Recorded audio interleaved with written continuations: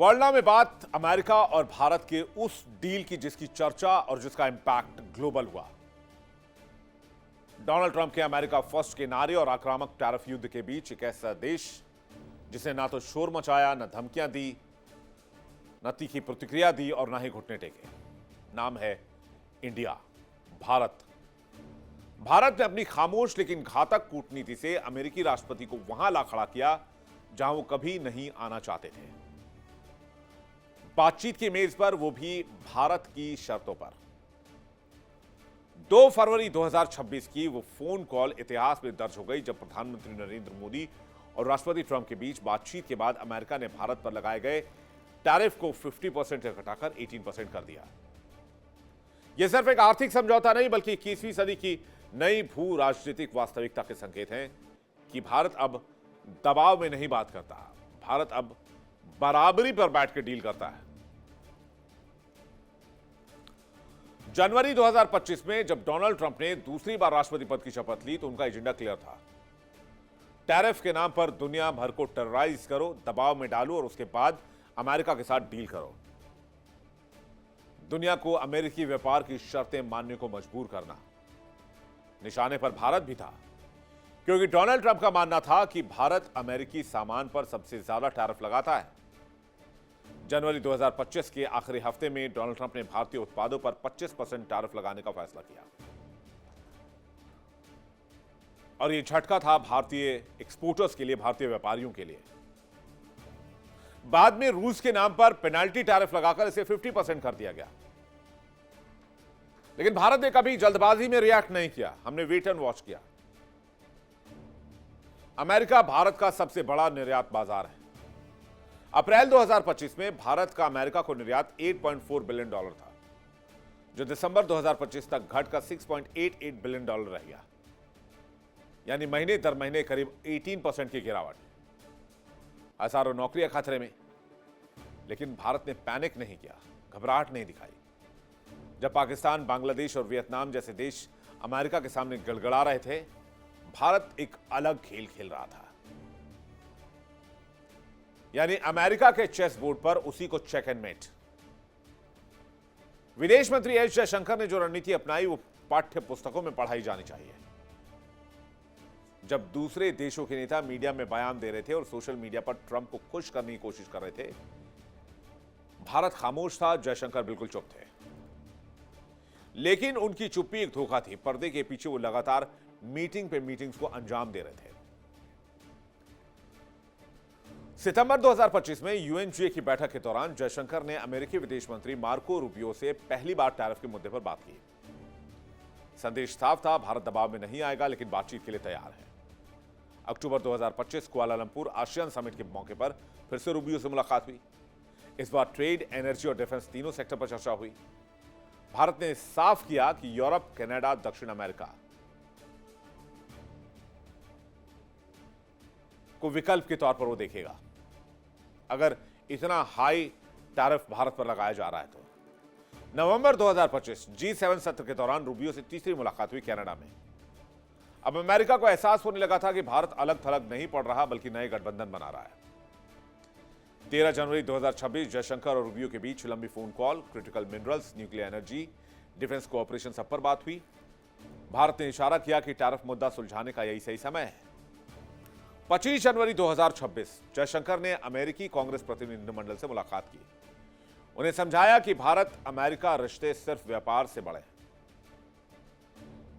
चीन को काउंटर करना, Indo Pacific strategy, defence partnership. 29 जनवरी 2026 नए अमेरिकी एम्बेसडर सर्जियो गोर से मुलाकात हुई। एक ब्रेक थ्रू का संकेत था। 2 से 4 फरवरी के दरमियान 2026 में वॉशिंगटन डीसी में जयशंकर की 3 दिवसीय यात्रा शुरू हुई, औपचारिक रूप से क्रिटिकल मिनरल्स के लिए, लेकिन असल में फाइनल डील के लिए। रूबियो और अन्य वरिष्ठ अधिकारियों से कई दौर की बैठकें हुई। 2 फरवरी 2026 को वह ऐतिहासिक फोन कॉल आया जब मोदी और ट्रंप की बातचीत हुई और टैरिफ 50% से घटाकर सीधे 18% कर दिया गया, जो कि पाकिस्तान और बांग्लादेश से भी कम है। विदेश मंत्री एस जयशंकर की यही सबसे घातक चाल थी।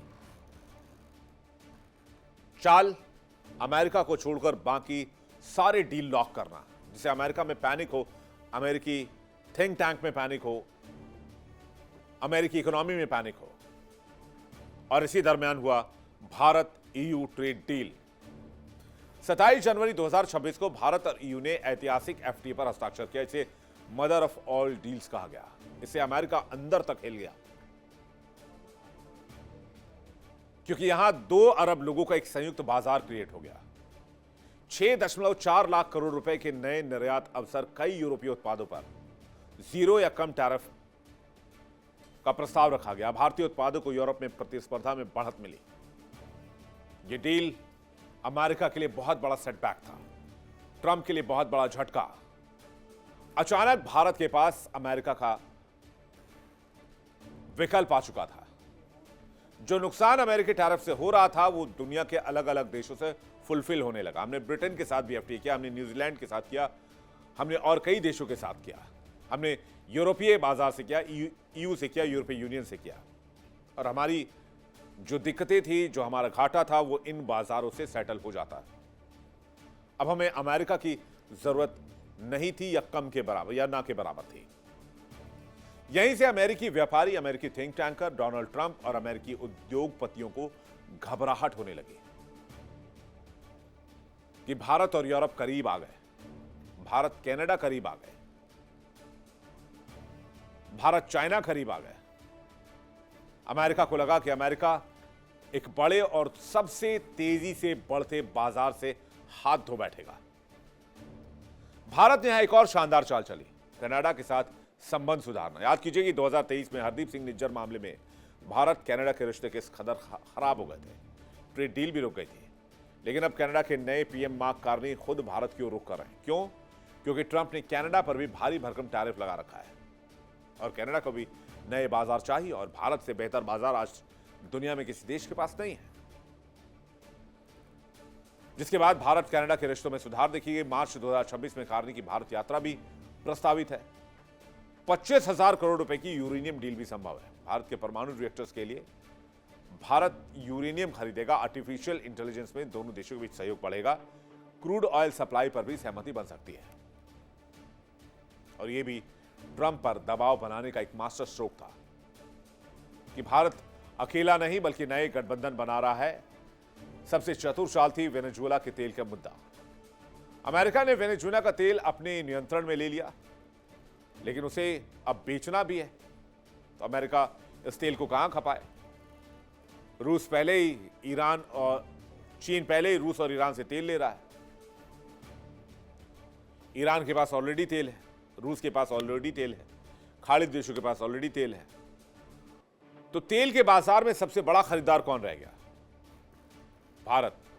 ट्रंप चाहते थे कि भारत रूसी तेल छोड़कर वेनेजुएला से तेल खरीदे। भारत ने इसे सौदेबाजी का हथियार बनाया। मैसेज क्लियर था, टैरिफ कम करो, भारत तेल खरीदने के लिए तैयार है, वरना हमें रूस का एक सस्ता ऑप्शन पहले से मिला हुआ है। ट्रंप की घोषणा के मुताबिक भारत ने रूसी तेल की खरीद बंद करने और अमेरिका वेनेजुएला से तेल खरीदने पर सहमति दी है। बदले में अमेरिका ने रूसी तेल पर लगा अतिरिक्त 25% का टैरिफ भी हटा दिया। यह उस जीत की कहानी है जिससे पूरी दुनिया को सबक लेनी चाहिए कि जब बात कूटनीति की होती है तो मोहरे और चालें बहुत समझदारी से चली जाती हैं, वरना एक चूक और शह और मात का खेल हो सकता है। और यहां डोनाल्ड ट्रंप एक नहीं कई चूक कर गए।